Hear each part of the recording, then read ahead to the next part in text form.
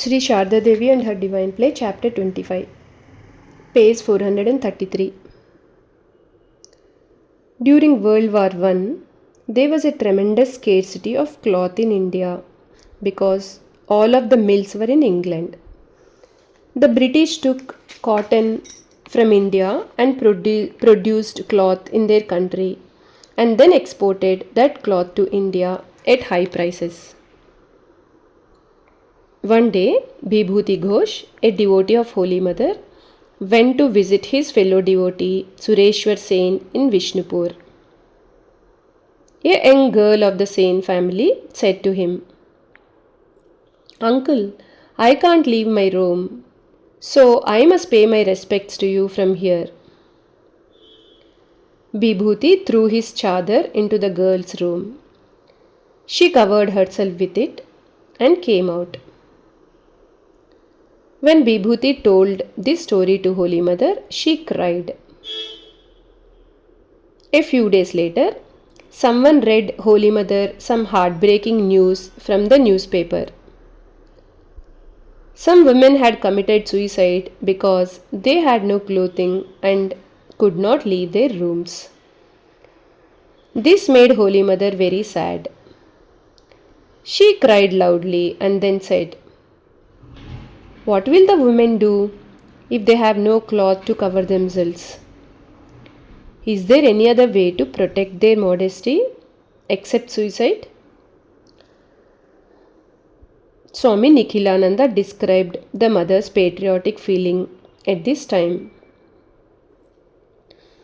Holy Mother was patriotic in her own way and cherished the welfare of the country. During the First World War, people suffered intensely, especially the women, from scarcity of clothes. Many of them could hardly go out in public, and the newspapers often reported the news of their suicides. One day, after hearing several reports of these heartrending episodes, Holy Mother could not control herself. Weeping bitterly, she said, "When will the English go? When will they leave our country? Formerly, we had spinning wheels in every house. People used to make yarn and weave their clothes.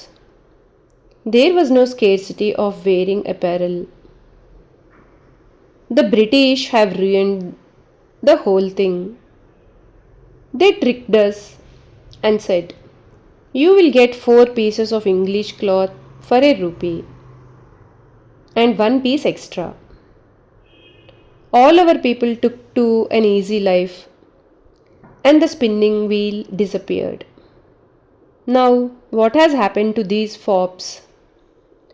There is no end to this misery." She asked a disciple to give her a spinning wheel.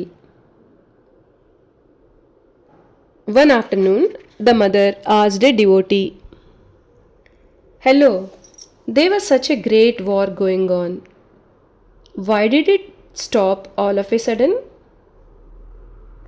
The devotee replied, "Mother, President Woodrow Wilson of America submitted to the peace conference 14 points that brought a truce.